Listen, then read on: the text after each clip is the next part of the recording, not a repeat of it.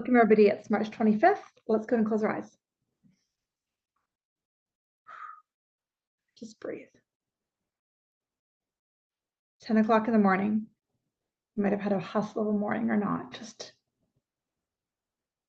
let yourself be still.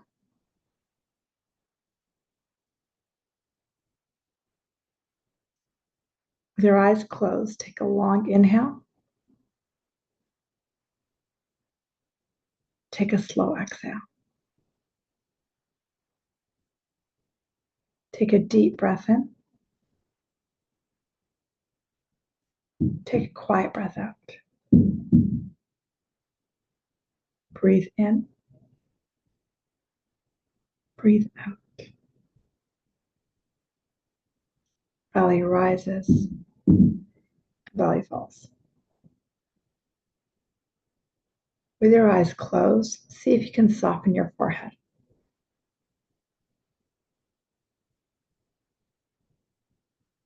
Soften your cheeks. Soften your jaw and your shoulders.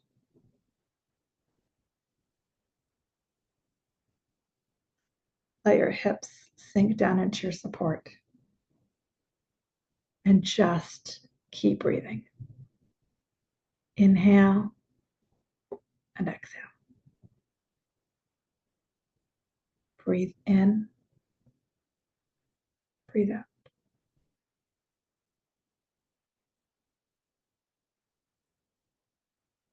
Feel free to stay here longer in this meditation, just enjoying this stillness and this peace, feeling the calm and the ease that overcomes your body. If you're ready, you can come back and open your room. If you want to keep your eyes closed, go ahead and do so and just keep breathing. Right, welcome back, guys. So today we're going to be diving into a relationships webinar part 2. And I have a slide presentation to hopefully keep us on track so I don't end up in a million different directions, which I'm really good at doing. So we are going to begin. So just in case you saw the first webinar or attended it live or watched the recording, the first 6 or 7 slides are identical. They're just like rules of the webinar, blah, blah, blah. So you want to get a coffee as we get started. The first 6 are just identical, just so you all know. All right, so relationship webinar part 2 today. And we have 2 more parts in April. One at 10 in the morning and one at 5 p.m. I think. Okay, just really briefly about me. I'm Dr. Divi. Some of you know that. I went from being a family doctor to becoming an intuitive coach. I started that business about 16 years ago. I'm moving into becoming more of a purely a spiritual teacher. I had a large intuitive coaching business with a 1.5 to 2 year wait list. 80% of what I dealt with was relationships. People would come in and they'd say, blah, blah, blah is happening in the relationship. About 20-30% of people came to see me for abundance or work issues or happiness issues. But when I started working on, say, their abundance or career or whatever, it all kind of whelmed back to relationship, whether it be the relationship with their mother, relationship with their father, or their siblings, or themselves. So it ended up being that at least 90 to 100% of the work I was doing was relationship focused, which kind of was interesting. Bit about the structure for today.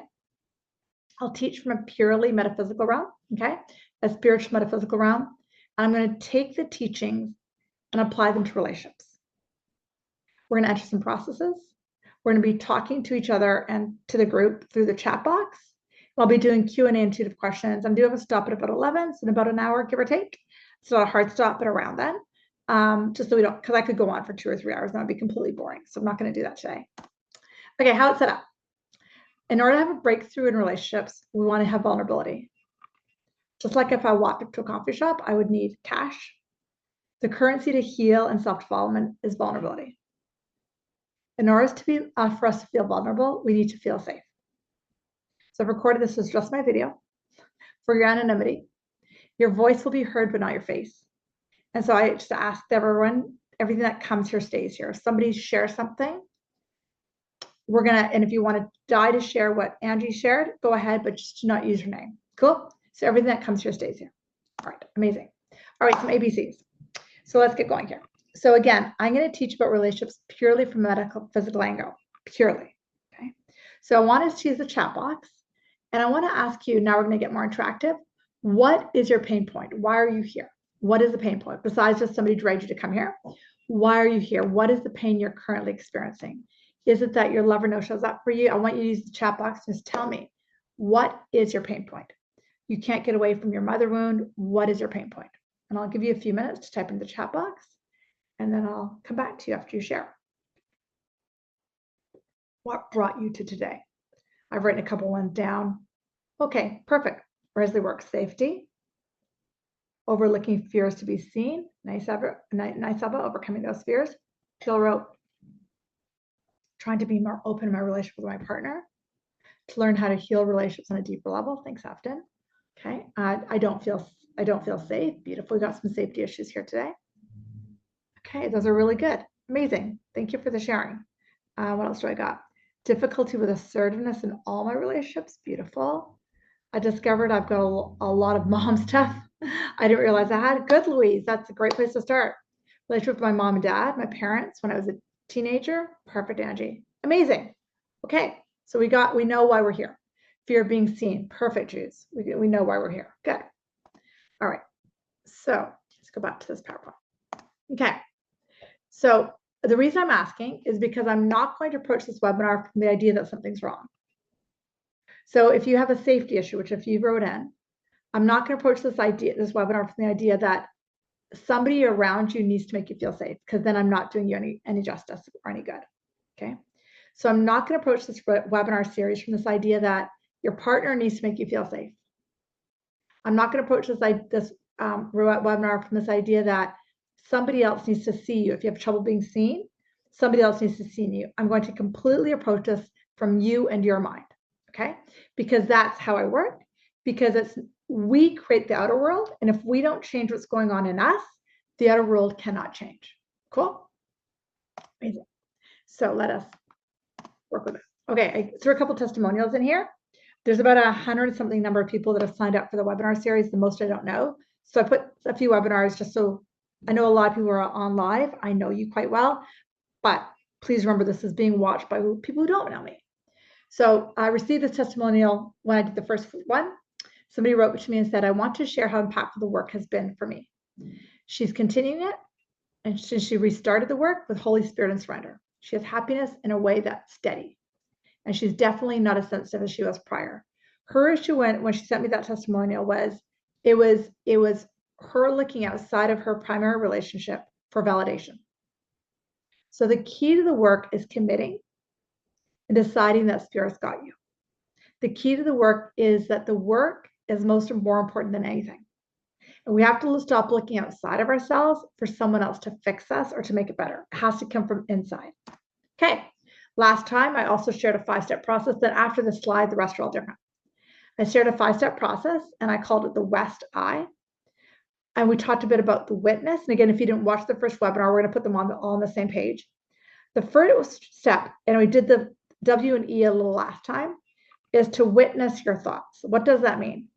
And we'll go through the practice in a second when you start to see yourself, but that's the witness. Second step is emotions. Third step is stories, which is what we're going to be working on a bit more today. The fourth step is tools and techniques. And the fifth step is I am. So we're going to be doing a bit of stories, tools and techniques, and I am today, but that's where we're focusing today. Last webinar, we did a lot of emotions, okay? And we left the last webinar talking about how a lot of us have this emotion of powerlessness, but now we're going to dive into stories a bit deeper. So I'm going to take you into the witness meditation first. So I want you all to close your eyes for a minute.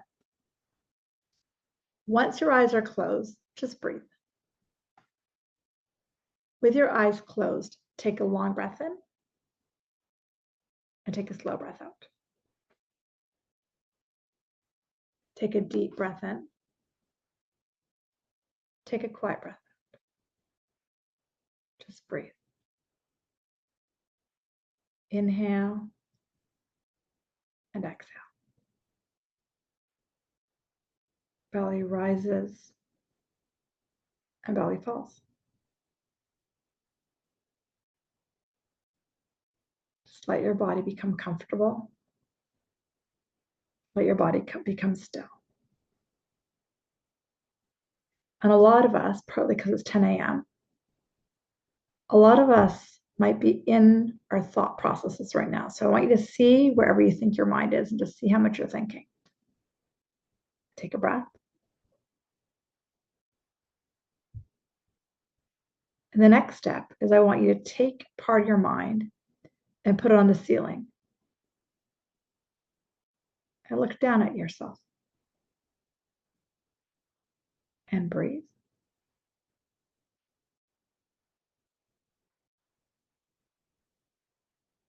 And now take that same part of the mind that's on the ceiling looking at yourself and take it further away, maybe to the moon or to Jupiter. And just keep breathing. Now, from the moon or Jupiter, I want you to see what your body looks like.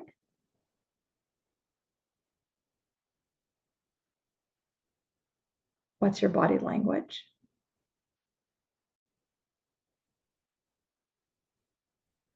How your hair is.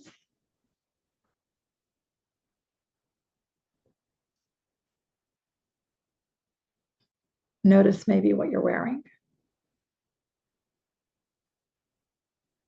And from the moon or Jupiter, go further out to like Saturn or Pluto, or maybe to another galaxy, and keep looking at yourself.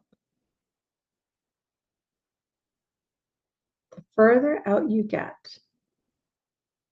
the more you step into what's called the witness or the observer. Stay out there for a few minutes and breathe.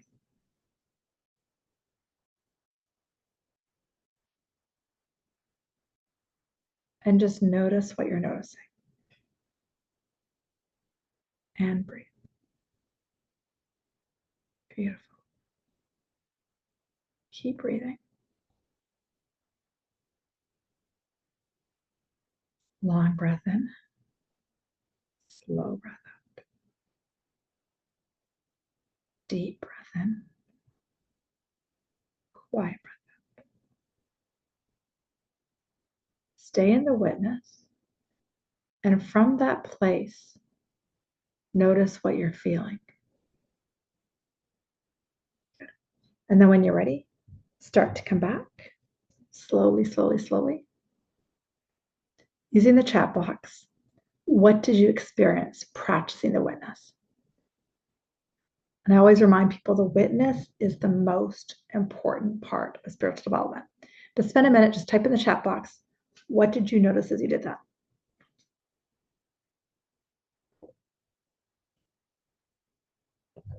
Peace. I feel safer. Calmness. Beautiful. Life on earth is transient and small. Bang on, Judes. Yeah. Our thoughts seem smaller. Nothing mattered other than being present. So good, Angus. So good. I had silly jolts of shivers every time I zoomed out and went further. Really nice, Presley. Okay, so that's the witness. That's the most important one. So now we're going to dive in deeper into stories today. So let me pull up my PowerPoint again, and we'll dive in a bit deeper. Okay. So put your seatbelt on, guys. It's a little bit deeper than last time, so I'm going to tell you that straight up. Oh, shoot, which one is it? Yes, this one. I think. Sorry, just give me 1 second. I want to make sure which slideshow I'm pulling up. Maybe this one. Yeah, it is this one. Cool. Amazing. Okay, so stories. So we're diving into stories today. Oh, shoot, what did I just do? Shoot, I moved up. Oh, I'm moving up. Stop. Or as you know, I'm not techie. If you haven't figured that out about me, I'm not techie at all. I'm like, which slide is this? Okay, let's go back to the story slide because that's an important slide. All right. All right. Right. Oh, no, it did it. It's doing this thing, which I don't want it to do. You can see where I'm heading, guys. All right, I'm just going to teach, and I'll come back to slides in later. All right, so I'm going to teach because that's what the universe is saying. Stop. Okay, we have stories from childhood, and the stories get stuck in our conscious, subconscious, unconscious. Got it? They're back here. And then what happens in our adult life is we replay out those stories in relationship. Got it? But the reason we have these relationships where, say, someone's cheated on us, or we don't feel safe, or we can't be seen, or we can't be heard, is to replay something back here. I might do a vulnerable share in a bit, but just bear with me. So we have these stories back here, and they replay out in the adult life. if we want to keep living our teenage lives and our grade school lives, don't change anything. But if the relationship out here is not serving you, then you need to dissect in here, where does that story originate? Make sense? And that's what we're going to be working on today. Now, one of the slides, I am going to pull up these next slides because they're important. But there's something called the victim triangle. Most of you have heard me teach it, but I'm going to spend a minute here. Something called the victim triangle, and it's got 3 corners, and it takes us back to grade 1. Now, one thing you want to know is, before I dive in further, in the last webinar, we talked about the ego versus spirit. Spirit is the energy of the I am, the consciousness of infinite love, the consciousness of divine, and everything you wrote down in terms of why you're here would be completely gone if you would just hold the unconditional love that you are. The being and the knowing that you are connected to spirit, God, the universe. Then the relationship would not be an issue because you're just plugged in. You'd have no worry being seen. You wouldn't have a question of safety because you'd be plugged into source. And that is where we start to heal. We have all these other stories over here that are the ego constructs that are fear-based, saying, I'm not safe, I can't be seen. This isn't people don't understand me, I can't drop my walls. And so those are the 2 lines of how our mind works. So we have 2 thought systems, spirit and the ego. And one of the slides I had that I'm having trouble pulling up, the ego isn't bad. It's not about making it wrong. It's not about throwing it as garbage, but it's understanding that it just has forgotten that this is who you are. But today we're going to be jumping to the victim triangle. And within the triangle, the victim triangle is the ego's thought system. And we'll jump to the triangle in a few minutes. And when you're stepping outside of the ego thought system, you are in joy and in love and in freedom. So again, inside the ego thought system is fear and judgment, blame and anger and guilt. And outside of the triangle is joy and love. And it's all about the mind. It's about perception and about what's happening right now. In my 2-day, 3-day, 4-day workshops, sometimes I'll do it in a half day, but typically I do in my longer workshops. I have people write out a victim triangle, and we're going to go through the 3 corners in a second. And then by the end of the workshop, they look back at it and they don't recognize it. Okay. Because I spent 2, 3, 4 days rewiring their perception. And we're going to do a little bit of that today. So grab a pen and paper, and I'm going to grab a pen and paper, and we're going to work on our victim triangles a little bit here. Let me explain what the victim triangle is. Okay, so let's see what happens here. Okay. Okay, there we go. So there's 3 corners to triangle, and the victim is 1 corner. And the victim is defined as poor me, powerless, oppressed, helpless, hopeless.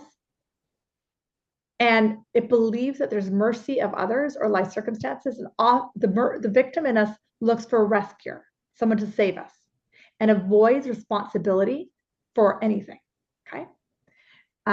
Okay. Yeah. And we'll get to your question in a second. Great question, Albert. We'll get there in a minute. So that's the victim. Now, we also have within us a bully. The bully or the persecutor is the part of our mind that says, it's your fault. It's your fault. It blames, it criticizes, it controls. It uses power, shame, and anger to dominate. And it's justified, but masked insecurity or fear. Just think of a grade 1 bully. And it keeps the victim feeling small or stuck. That's what the bully is. And then we have the hero. The hero always says, let me help you. And tries to save the victim, often without being asked. And it gets self-worth from being needed. It unintentionally keeps the victim powerless and avoids dealing with problems by focusing on others. That's the hero. Now, the thing about the victim triangle is we can change hats. 1 minute I'll be the victim, 1 minute I'll be the bully, 1 minute I'll be the hero in the exact same fight, in the exact same conversation. Okay. So now I want you to pause for a sec. And I want you to look at your lives, and I want you to say, where in my relationship, and I want you to use the chat box, in my relationship with so-and-so, I am the bully, but I'm also the victim. So I want you to use the chat box, and I want, this is a self-reflection. What roles do you take on? I'll give you guys a minute. What roles do you take on?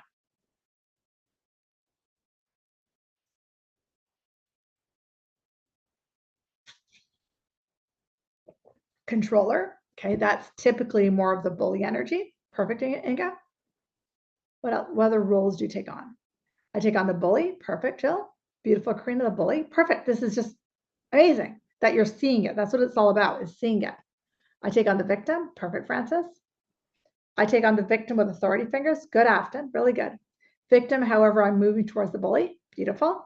I play all three with my family and kids. Good, Alba. Yes, and often we'll play all three. We'll bounce between the hats. I think I do all of them with culture. Good. With the affair, I do all of them. Good, Presley. Really good. And I'm going to jump to Alba's question. How do we get out of that? And that's where we're going to spend a few minutes. What you want to understand is within the triangle, it's all perception. Okay, it's all perception. The perception occurs because we think we're in a human body. We think we need to fight for experience. We need to put up walls and we need to push. But there's another part of us, and that's spirit. So I'm going to use a couple examples here. Why do you think, a few of you guys wrote bully. Why do you think people bully? And I'll use the chat box. Actually, they're saying give it a second. Why do you think people bully? Give me a minute. Just take a second. Why do you think you bully? If you shared in the chat box or experienced it all in your life, why do you think? Out of fear. Good, Inga. Yeah. To protect ourselves. Exactly. To release our own frustrations. For protection. Good. To hurt others before they will hurt you. Good, Jill. That's exactly it. Because they've bullied themselves. Exactly. To defend myself. Beautiful answers. So if this, and so I'm going to work with your minds a little bit. So if I think I'm a human, and Karina, bang on if I've been bullied before. So if I'm a human here in the physical body, now I want you to imagine though, let's just say my water bottle is spirit and my human is my hand. Let's just, because I'm very visual, okay? And somebody over here bullies me. So when I was little, let's make this practical. When I was little, I experienced a lot of racism. Okay, I'm brown, and I grew up in Windsor, Ontario, which is used to be an automotive city. I think it still is actually, right across from Detroit.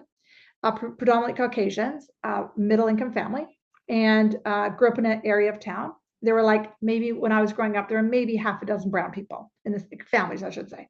So I experienced a lot of bullying. Got it from outstart. Now, definitely it scarred my mind. You guys with me? It made me think I was not good enough. I was less than. Who'd want to date me? And you guys are like, yeah, whatever. But no, this is what we experience when we're bullied. Made me think like I'm less than. Who's going to want to date me? Is something wrong with me? And I had to heal that wound. But the thing is, I can heal it from my mind to go, yeah, these guys are jerks. But that's only part of the way there because that wound is still in me. Got it? And you can say, yeah. But the yeah doesn't get you anywhere. What I had to do was I had to go, oh, wait a second. I'm not this body, go spirit. I am this energy of love. No one can hurt me. You may think I'm this face. You may think I'm this body, but I'm not defined by my skin tone. And because now we're like 50 years post all of this stuff, we now have a different thinking of racism, which is amazing. But at the same time, I could have internalized all that stuff. Got it? So we often experience bullying. And like Karina wrote in, we bully because we have been bullied often. And if I'd internalized it, I would have gone, yeah, you're a jerk. And I would walk around my entire life saying, this person's bad, this person's bad, this person's bad. That's one example. Let's go into some of you guys wrote to defend myself, which is a great answer too. A lot of the work I do is spiritual. If I think I'm a body and I have to defend myself, wouldn't it be nice to think that I couldn't be hurt and this is who I am? Just sit with that for a second. What am I trying to defend here? What am I trying to control? who am I trying to? But what it does is the ego goes, but you have to because you might get hurt. Can anyone relate to that? I have to because what if I get hurt? And for some of you, this is all in your lower back. All of these are the ego's thought systems. If I'm hurt, then something bad happened. If I'm hurt, so I end up not letting love in because I'm afraid I'm going to get hurt. Is this making sense a bit to your brain? Do I still have you guys? Okay. So the idea of this work is to identify, here's a triangle, what is the thought system that keeps me here? And if I can pull the thought system away, then there's freedom. Got it? So Elba's question was, how do you step out the, and I'm going to do each corner in a second here. I have to dig into your psyche, and for each of us is different. We have to dig into the unconscious. What is there? Got it? And if I'm in the triangle, I will be constantly hurt by my own thoughts. But the thoughts aren't actually about my current partner or my current situation. They're from way back, from childhood. Is this making sense to you guys? And it's something back there that I need to heal in order to not be in the triangle. I'll give you guys a funny example. A gentleman reached out to me for what's called an introductory call that I do with New York clients, and it's a guy that I'm actually I'm at a retreat in Mexico.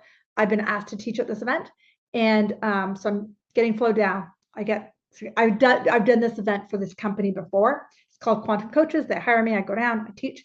I've done it tons of times. Anyways, so as a result of doing these types of events for the specific company, there's a lot of people who know of the work I do, okay? Because they all kind of know each other.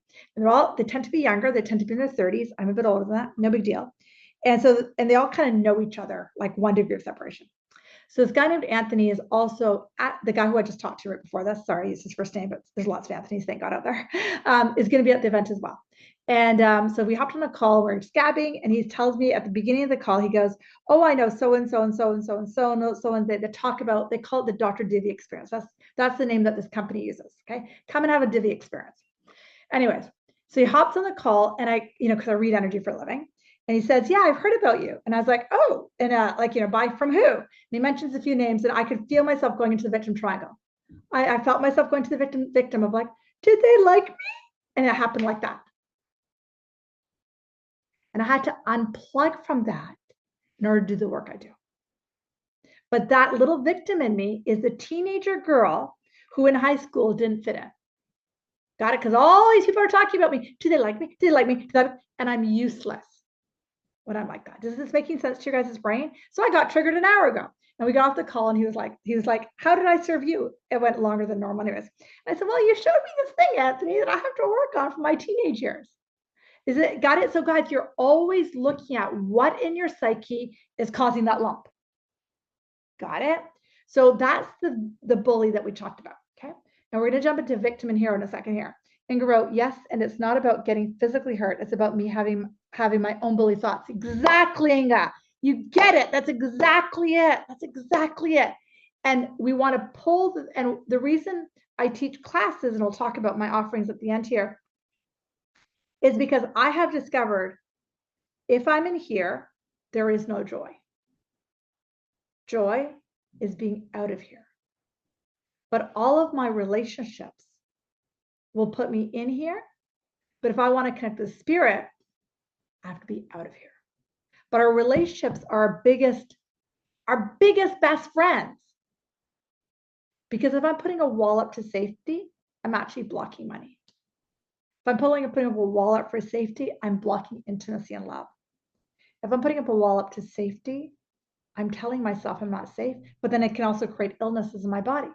Because if I don't feel safe, I will literally create fight, flight, freeze in my body. Got it? So and just so you guys know, we go to all of them, right? So I go to the bully in my own relationship because I want to be in charge, right? Because it's safer to be in charge than to feel like I could be hurt. Can anyone relate to that one? So if I'm in charge, yeah, welcome to the women in the crowd. I totally get it. It's something that I see a lot of us women with not return to work, but they want me to use the word work. Since a lot of us are kind of in the same age group, we all kind of, you may not remember this, but, prior to the 1970s, a lot of women didn't work, right? Right, Angie? A lot of women that when I was growing up, I'm a child from the 60s. There was only in a classroom of 30 kids, there were only two of us whose mothers worked. Mine was one. Got it? So it wasn't very common in the 70s and 80s to work. So if I'm talking to women who are more in the 30s and 40s, like who are like born in the, like not born, sorry, but if I was doing this work in the 1930s and 40s, it was more traditional for women to stay home. Now a lot of us work, so we got to be right. We got to keep ourselves safe.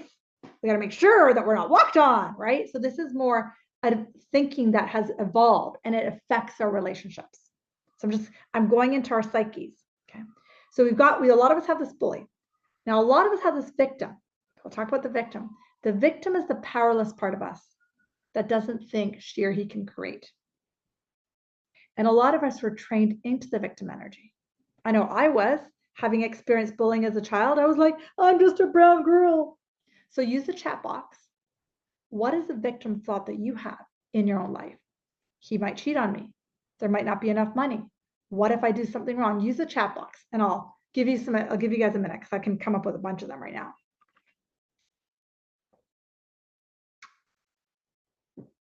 Use the chat box. How does the victim show up in your mind?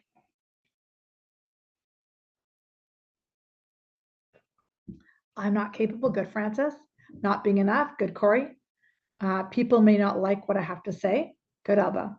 Learned helplessness. Excellent, Linga. What if I'm not enough? Excellent, Louise. Yeah. I'm not enough. Perfect, Presley. Good. I'll give you guys a funny example. It shows up in our psyche in different ways. So yesterday after morning, I actually cooked dinner because I had time, and I opened the cupboard. I was like, oh, that would be really good tonight. So I started cooking. Then as I was finished off cooking, I saw a thought process occur. I hope my husband likes this. And I watched, I was like, what? That's a victim thought.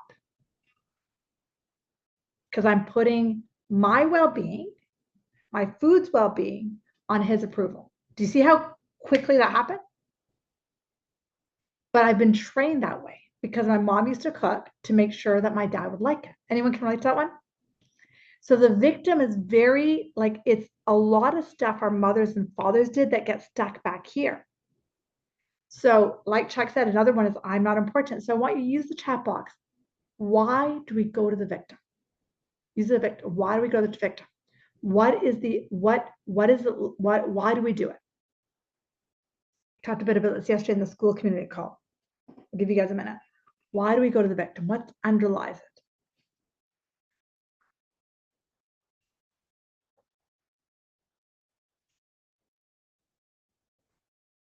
Fear, exactly, Louise. To be accepted, that's exactly it, Presley.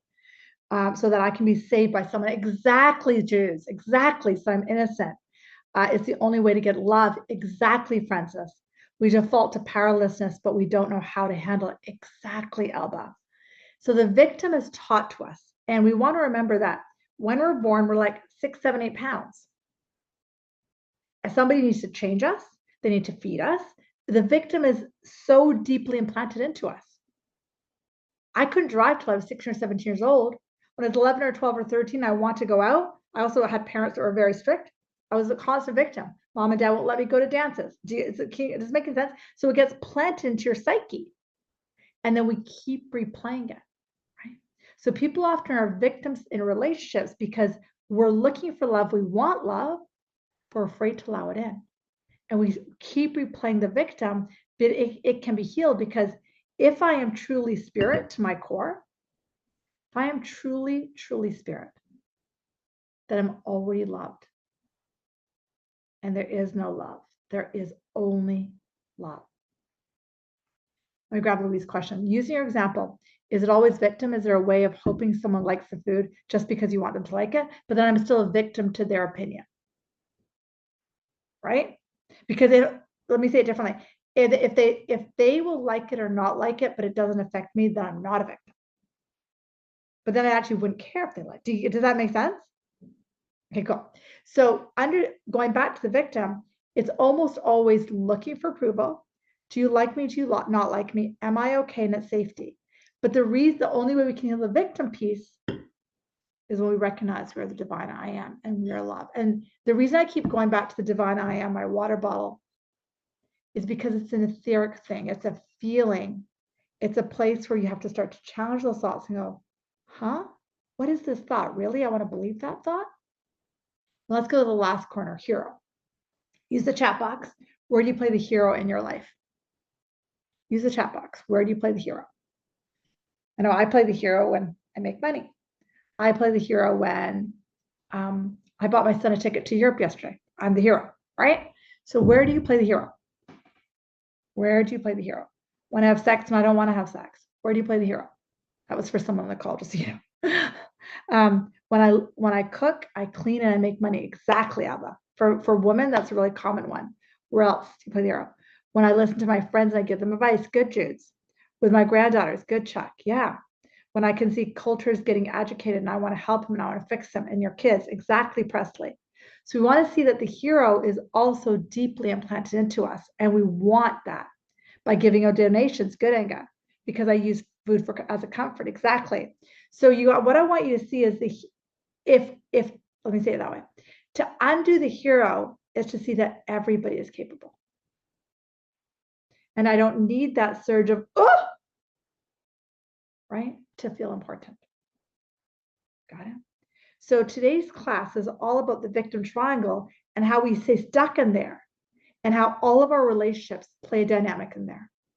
And if you want a relationship of pure joy and of pure love, you have to look at what keeps you in there and then just to heal the thought form that's keeping you stuck in there with spirit.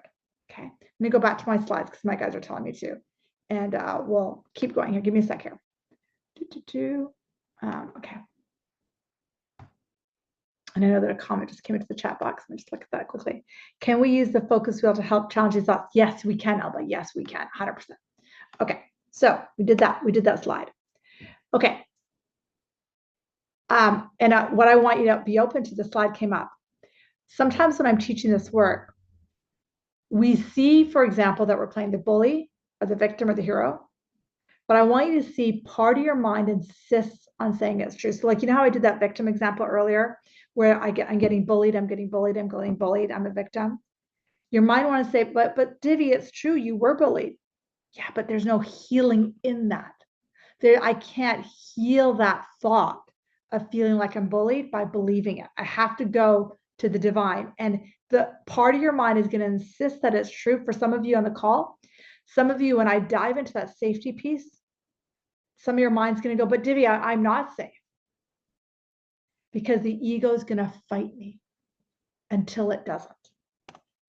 Okay. And the question is, and just so you guys know, some of these slides I've already repeated. And what we want to be open that if it's in your consciousness, subconscious, take you into your triangle, that it's probably in your family ancestry as well. It might not just be childhood, it could also be in your family. And are you also open that that's what you heal to sign up? That's why you're on the planet, to heal that. Got it? So if you're in the triangle, it could have been something from your childhood, but it also could be partly from your family ancestry.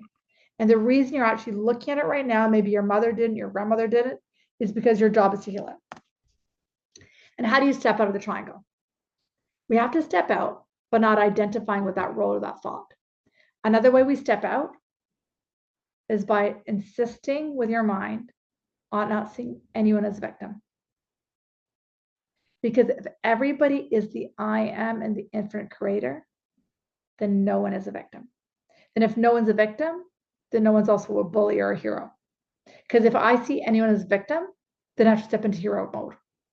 Got it? Or bully. But if I see anyone as a victim, then I actually keep the victim alive in me. The rewiring of the mind is the truth. So this is, now we're going to go a little bit deeper. Okay. So in order to rewire our mind, we need to have a different kind of energy in our body. Okay. Because the energy in our body, if I'm always in this thought process of it's not safe, it's not safe, it's not safe, it's not safe, it's not safe, I can't get anywhere. If I have new statements in my body, such as, I am as spirit created me. I am as love created me. I am as God created me. If I have this new energy in my body, then that thought of, I can be hurt, I can be hurt, I can be hurt, has nowhere to sit. So in order to get closer to the water bottle of spirit, we have to rewire the mind with new energetics and a new way to feel. And when you're in the energy of the divine, then this doesn't run us. I've got you. This is making sense?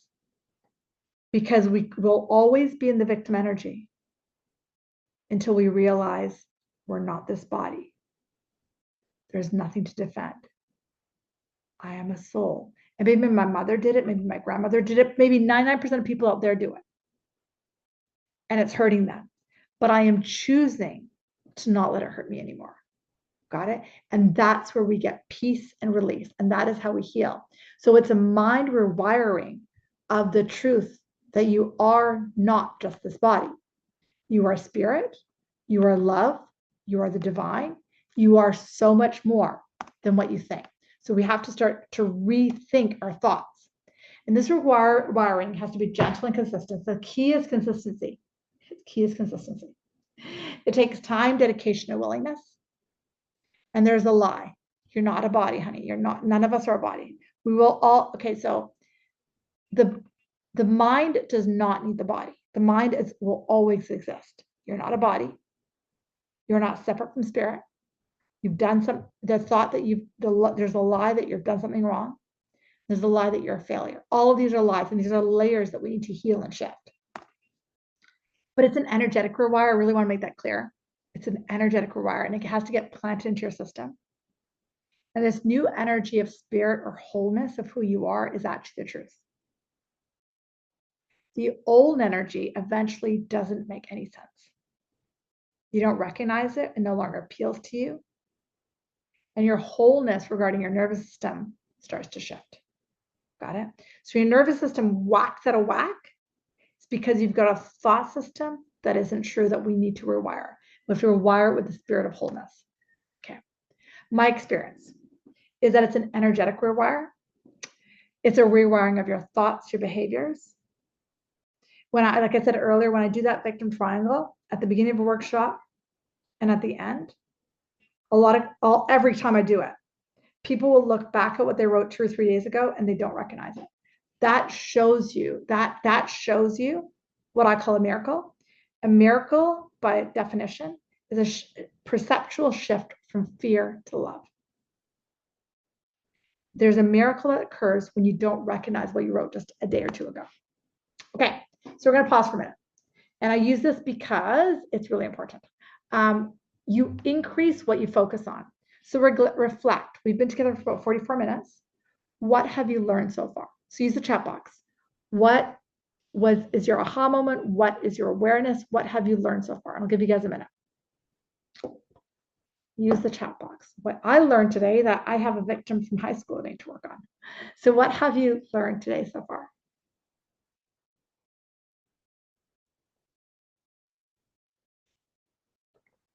Give you guys a few minutes to type in the chat box. The Course in Miracles teaches us that what I focus on, I make bigger. So the more I share what I've learned, the more it will stay stuck in my body and my knowing. Presley wrote, it's all making me unsafe. I'm not this body. Good. I am the divine and it's all that I am. You got it, Presley. Albert wrote, what I learned today is I need to fully surrender to the belief in the I am. Love that. Safety is attainable. Exactly, Chuck. Exactly. Safety is an isness. It's in my gift to change. It's not a time thing. Exactly. Oh, thank you so for bringing that up. So time is a human construct, as you know, Louise. And when I'm in the now, I'm in eternity, where all healing is. Love that. Okay, good awarenesses. Anyone else want to share what they're aware so far? Yes, another minute. Somebody else wrote something else in. Karina wrote, step out of the victim triangle and be more the observer. Really good, Karina. And then when you're the observer, then we can dive into that thought and heal that thought. Great awareness. Amazing. Okay, we go back to the slides. Got a couple more slides here. And then I'm going to open up to Q&A and coaching and see what else is coming up for you guys. I think I've got a couple more, I think. Okay, here's another testimonial. I'll just read it instead of paraphrasing it. This person attended a weekend workshop of mine, and it was truly changed her life forever. Felt so lucky to have any chance to be in my environment. It was so sweet. It's not me, it's spirit you want to hang out with. Done a ton of personal development workshops, and my work is nothing like I've experienced. It's a different realm. It is. It's all spirit. Going into weekend workshops, I've had a ton of fear around using my intuition from her early in her life, and it was released within a few months of a session of receiving coaching. So she's stepping into her wish and her abilities and a release of fear. Okay. So the ability that my guides have to unlock something in you starts a new trajectory in your life. Okay. And that can be transformative. And that's what I do for work. Okay. So a miracle. I want each of you to experience a miracle. Spirit wants you to experience a miracle. That's why you're listening to this webinar. Spirit does not want you to be stuck in pain in that triangle. Spirit wants you to live a life that you came to live. But the way out of it is looking at the contrast. Got it? The way out of it is stepping out of the fear and into love. And it's a shift in perception, a shift in mind. That's what a miracle is, a shift in perception. Let's skip that one. Okay. So the question is, are you ready to shift? We talked about the 5 steps briefly, and a reminder that this work is really life-changing. But it does you have to be ready. I emphasize that a few times on the slide. People have to be ready to give up their stories. So 2 options to work with me. This weekend, I've got 1 or 2 spots left for a weekend workshop coming up. It's 2 days. It's 29th and 30th of March, Saturday and Sunday. If anyone wants to come, I think I've got 2 spots left. Then the big one I've got is called Wounds to Wisdom. It starts in May. It's 8 weeks, and I've been guided to do this. It's 2 hours a week, and it's super deep. I am limiting it to 8 people. It's basically $9.99 Canadian a month. And the whole idea of this deep immersion is it's going to take time for this to stick in your psyche and time for that new voice to get louder. And that's why it's a small group. Okay. So take homes. You are not a body. You are the I am. In order to live a life of miracles, relationships can often be our sticky point, and it's time for us to rewire our mind. We have to have a deep desire to connect with our infinite consciousness in order to rewire. A deep desire. I'll speak one more thing about Wounds to Wisdom. You put in an application form, so I'll stick in the links on the chat box. And now I'm going to open up to Q&A coaching, anything you got going on. I'm going to put the thing in there. Give me a sec here. Let me pull that up. 1 sec. Questions, coaching, anything coming up for you guys? What's happening for you guys? Give you guys a minute to, and all you do is you throw your hand up. So you go to the reactions button down below and you throw your hand up, and then I will grab you. I'm just pulling up this link. 1 sec here. And I'd love to have you if you want to do Wounds to Wisdom with me. It's going to be a really fun group. I'm really excited. The people who have applied have been super fun. Okay, let's start with you, Presley. Hey. Is it my turn? Pardon? Yeah, you got it. Okay, sorry, I was screaming. So you're talking about rewiring the brain, and I'm ready to let go. What are some I ams, or what is the rewiring that I can do right now? What thoughts or where? There's two things I would do for you. I would spend a bit more time looking at what you were taught as to why the affair occurred. So I spent time looking at the worthiness that you were taught as a woman, because there's 2 sides to it. The rewiring is second, but the first thing is we need to look at the victim triangle. What's the wound that's caught? Not so much. So Presley's in one of my other classes, and her partner had an affair on her. And so it's like, what in you co-created that? And they're telling me she still hasn't looked at one of the deeper wounds in it. That's step 1. We need to do that before we rewire it. So can you tell me what it was? The thing is, it's layers, Presley, and that's why I'm doing this deeper class, because there's so many layers. One, and I can only do a few right now, because the thing is, when somebody shows, I have been doing this work for 25 years, and I started being my teenager an hour ago that I got to work on from when I was in high school. I'm like, really? Seriously, how many layers do I have to see of myself? And I said that as a joke, right? Because this psyche can only be exposed to so many layers at a time so we don't blow up. Does that make sense? Okay. Yeah. But the one they want me to bring to your attention right now is my work. This is for everybody. My worth, sorry, Chuck, and sorry, any men on the call. Corey, I'm sorry. My worth is if a man keeps his penis only inside of me and not anybody else. I'm so sorry for saying that. It's so disgusting. I apologize if that's not disgusting. Fuck, okay. So my worth is only if a man sticks his penis inside of me. And not anybody else. Because if it's inside somebody else, then I've done something wrong. Oh, I'm so hot. Then I'm not worthy. Then I'm less than. Does anyone have that in their psyche? Okay, thank you. Thank God. Like, I saw this picture and I was like, this is gross. I have to say this because I saw the picture penis. I'm like, really, really? But that's one layer Okay. of worthiness, and then attached to that is like tentacles of worthiness of who I am as a woman, as a mother, as a wife. And those are the tentacles, and now they're just stopping. Those are the tentacles we need to look at. So what Jude wrote in is exactly it. I'm worthy only if I can keep a man. How many of us have that? But why? Why does that matter? Like, Because where is that coming from? Like, where did I fucking learn that? it's taught, like, is taught to be chosen. Exactly, Francis. Is taught in our subconscious. So is taught that if our, like, we have, let me ask you a question. Okay. We'll talk like just life. Um,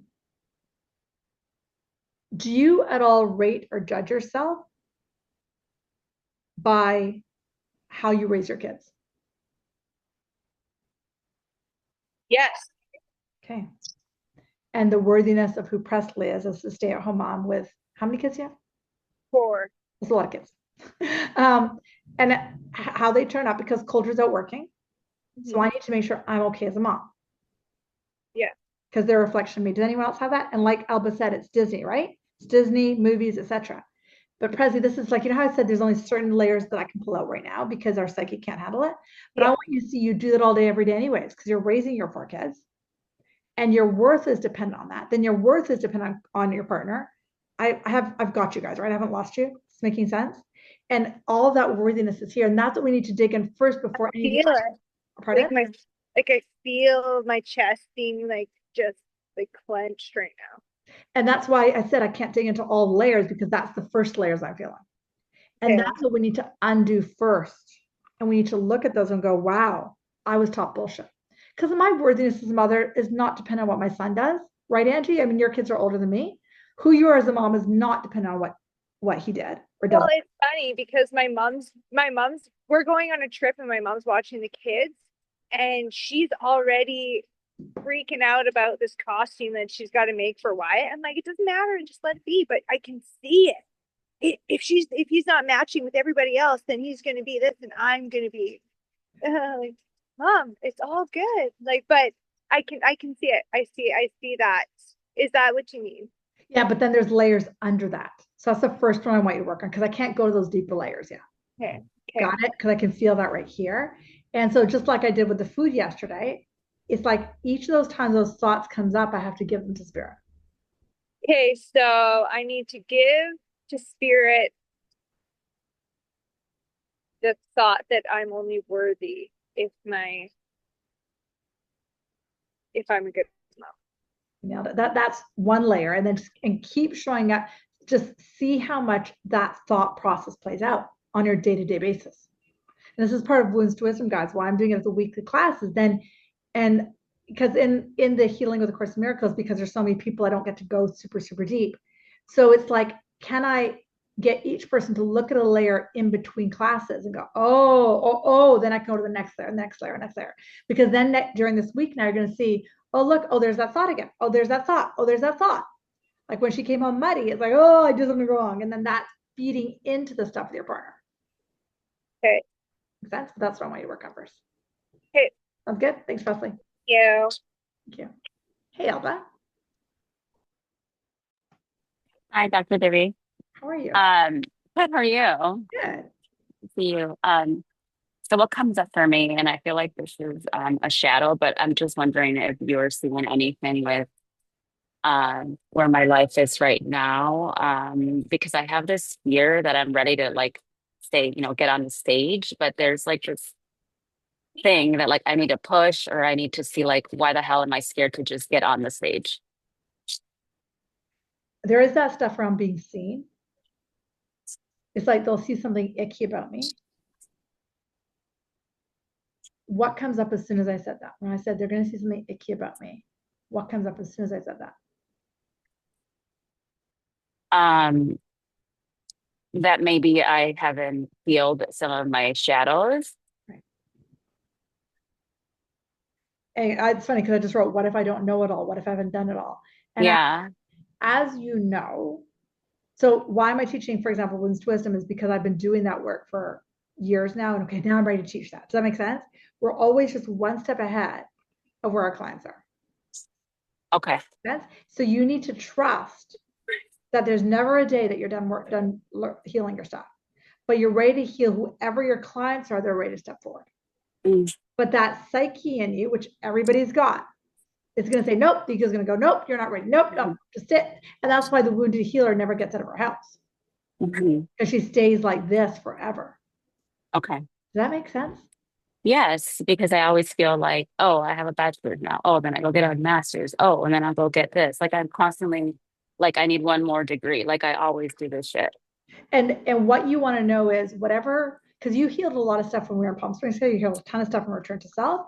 Whatever Yes. it is that you've healed, those clients are waiting for you. Yeah. Does that make sense? I Yes. finally, and I know a bunch of you guys talked about putting a wall up to your partners. Guess who's finally taking the wall down to her husband? Finally, right? Been on it for 20 goddamn fucking years, right? And it's like, sorry for swearing. And it's like, and then when I started to take the walls down, that's when the guide said, start teaching this. I'm like, I don't want to teach another class, right? They're like, no, because you're learning to take the wall down. Now you can help other people. Does that make sense? Beautiful. So Yes. I want you to think whatever you've healed in Return to Self and or the healing of the Course of Miracles, whatever those pieces are, those people are right behind you. You just got that. How does that feel? Good. And then once you start doing that, then Spirit will show you another layer that you have to heal. And then another yes. Then another layer, and then a bunch of clients will come in. Yes, because I wasn't ready to heal some of my shadows when I started RTS, and then now I'm doing part 2 or whatnot, and now I'm seeing those that I never saw before. And I guarantee you, because I can see it right now, there's a lineup of people who are waiting for you to say, "I'm ready," because they have what you have. Yeah. Got it? Yeah. Beautiful. Thank you. Appreciate you. Hey, Afton. Hi, Debbie. How are you? So good to see you. Good to see you too. I just wanted to ask you, it's kind of a question / observation that I found. And, you've known me for a while now. And I've really found like with my healing, I got very stuck with like when we're talking about the mind versus the energetics. Like for so long, I had done the work. Okay, the thoughts of spirit and and I would get very frustrated because I felt like my mind would know it, but not my body. Right. And it's kind of an observation, but I really felt the energetic work that you were talking about right now. Like that really helped me embody so many things that I knew intellectually for so long and created like a really deep shift. Yeah. And yeah, it was really, and I guess I guess it's more of an observation versus if you have any thoughts, but I really felt that was the maybe missing link for me and so many other people is just that really like being able to embody the work because I was really frustrated, and you know me but that, that like, I know this intellectually, but feeling it, that was like a missing link for me for so long. I love that. And I love that you found that, but I agree with you. That's why I've added a lot of Course Miracles to my teaching now, because it's like, I'll just say this thing, it forces you to embody it because you start rethinking different thoughts. Yeah. I am not this body. I am free. I am as God created me. Like, it's like when you start having these thoughts, then what happens is the body starts to shift. So that's amazing, Afton. Thank you for that share. But it really is a rewiring of the thinking that I am this body. Because if I'm a body, then I'm scared, then a wall goes up, But if I'm not this body, then what? And that's the rewiring. I love that, Afton. Yeah. I mean, Okay. exactly. Perfect. Are there comments, questions before you wrap? Amazing. Let's do a closing meditation. Go ahead and close your eyes. Take a few breaths. We've got 2 more webinars, 1 in April, 2 in April. Don't ask me the dates. I'm sure you guys have them. Take a few breaths.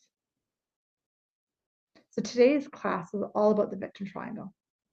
So what's going to come up for y'all over the next couple of days is you're going to see your psyche when it pops in there. And then we're going to work on gently rewiring it. Taking a few breaths. Now when you're ready, go and open your eyes. Amazing. So good to see everybody. If anyone wants to do Wounds to Wisdom or this weekend, let me know. And it's so great to see all your smiling faces. Bring lots of love. Have a good one, guys. Enjoy it. See you in a couple of weeks. Or Have see a good week. Thanks, guys.